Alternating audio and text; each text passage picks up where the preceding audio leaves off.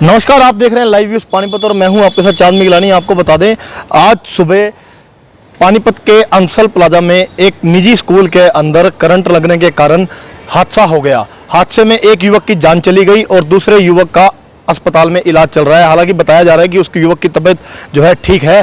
फिलहाल जो दूसरे युवक की जान गई, उसके जो परिजनों को है, उनका आरोप है, गंभीर आरोप उन्होंने स्कूल प्रशासन पर लगाए हैं कि स्कूल प्रशासन द्वारा उन्हें मौके पर सूचना नहीं दी गई और जिसके कारण उनकी जान चली गई। व उसके बाद परिजनों द्वारा जो कुछ मांगे रखी गई स्कूल प्रशासन के आगे, स्कूल प्रशासन से असंतुष्ट होने के कारण जो है, जो परिजन हैं वो लोग सरकारी अस्पताल से वापस गए और उसके बाद की जो कार्यवाही है, उन्होंने बताया कि अगर हमारी मांगे पूरी नहीं की गई तो हम लोग कल डेड बॉडी को स्कूल के बाहर रखकर धरना प्रदर्शन करेंगे। आइए दिखाते हैं आपको पूरी खबर।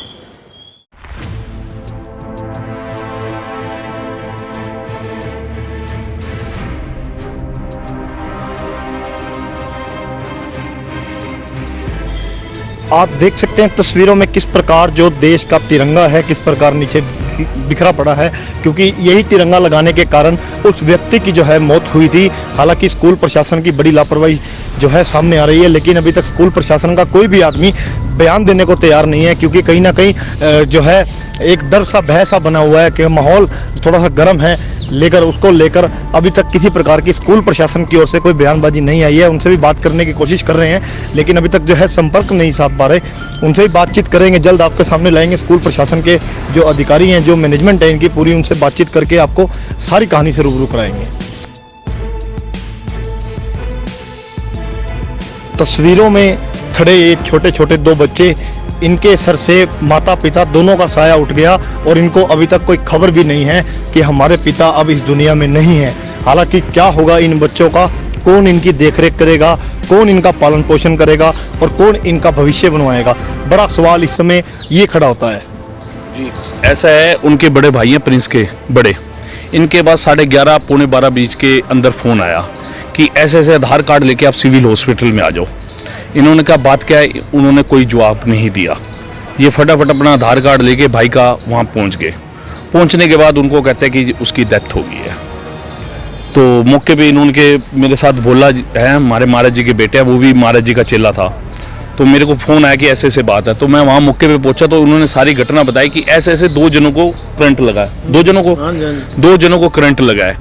ये पहले प्राइवेट हॉस्पिटल में लेके गए दोनों को, और वहां से ये सिविल हॉस्पिटल एक जने को ले गए। अभी भी एक जना प्राइवेट हॉस्पिटल में, जो ये कह रहे हैं, उनके ब्रदर कह रहे हैं।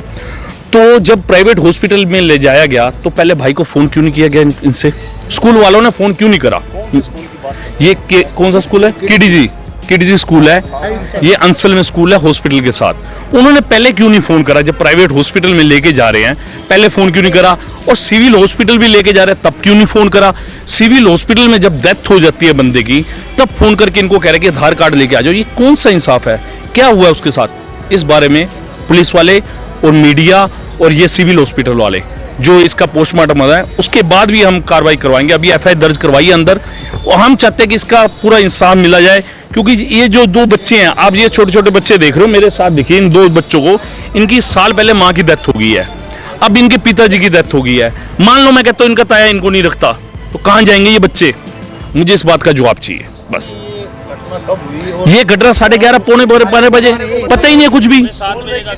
ये स्कूल में झंडा लगाने के लिए उन्होंने कहा है, गाड़ी चलाता था, ड्राइवर था वहां पे। इनको कितने 6-7 महीने से था, सिर्फ 4 महीने 6 महीने जो भी हुए हैं। पहले साल पहले इसकी वाइफ की डेथ हो गई है, अब इसकी डेथ हो गई है। मान लो कल को इसका बड़ा भाई कहता मैं नहीं रखता बच्चों को, ये बच्चे जाएंगे कहाँ? इसको इंसाफ तो मिलना चाहिए ना। कुछ भी लड़ाई झगड़ा नहीं था, लेकिन हमें पता तो चलना चाहिए कि हुआ क्या, क्यों नहीं फोन किया गया। स्कूल प्रशासन से बातचीत हुई इस बारे में? कुछ भी नहीं, कोई करने को तैयार नहीं। अभी अंदर अफसर से बात करी है, वो कहते हैं जी वो आएंगे देखेंगे, अभी तक तो वो आए नहीं है। हमें कम से कम यहाँ पे 2 घंटे हो गए हैं। अगर हम पोस्टमार्टम भी करवा, उसके बाद संस्कार भी करवाना, देखो बहुत माड़ा निर्दयी काम हुआ, ये बहुत जुल्म हुआ है, बहुत जुल्म। क्या नाम था लड़के का? लड़के का प्रिंस, उनकी उम्र 33 साल।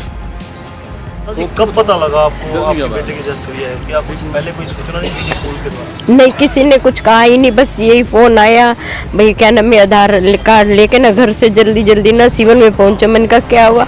कह रहे प्रिंस को है ना, क्या नाम है, करंट लग गया ऐसे बोल के। बस फिर मैंने कहा क्या ठीक है ना, कह रहा इमरजेंसी वार्ड में है।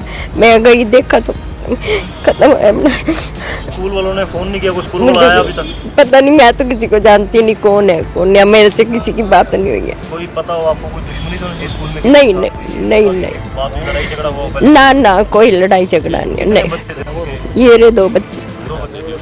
माता जी का पहले ध्यान तो बच्चे की?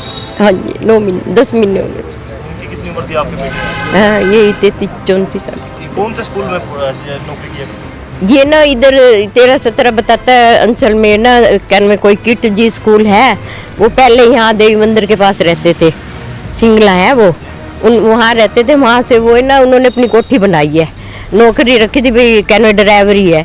फिर ये स्कूल के बच्चे वहाँ स्कूल में भी रख लिया, घर भी रहता था।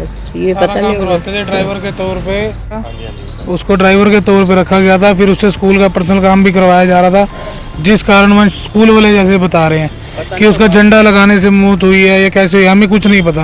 ये तो स्कूल वाले कह रहे हैं। हाँ, 15 अगस्त का तिरंगा लगा रहा था, स्कूल वाले जैसे बता रहे हैं कि उस कारण से उसको करंट लगाया या क्या हुआ, हमें नहीं पता। उसको स्कूल के अंदर करंट लगाया या झंडा लगाते हुए करंट लगाया, किस वजह से उसकी मौत हुई है। कोई स्कूल प्रशासन से आया बातचीत करने? कोई भी नहीं आया, कोई हमारे से सांत्वना देने भी नहीं आया हमारे पास कि आपका बच्चा गया है या आपका भाई गया है या आपका कोई गया है, तो सहानुभूति तो देने आए कम से कम। हमारे पास कोई भी नहीं आया। तो क्या प्रशासन से मांग, क्या कुछ प्रशासन से ये मांग करते हैं, इसके 2 छोटे-छोटे बच्चे, इनको इंसाफ मिले और इसके माँ बाप को इंसाफ मिले ज़्यादा से ज़्यादा।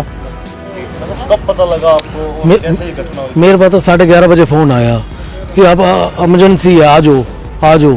मैं क्या बात होगी, कहते इमरजेंसी है, सिविल में आ जाओ, सिविल में आ जाओ। मैं गया तो देखा तो वो बिल्कुल डेड पड़ा था। मैं कहा ये क्या हुआ, कहता झंडा, हमें क्या पता क्या करने गया था, कैसे गया कैसे नहीं गया।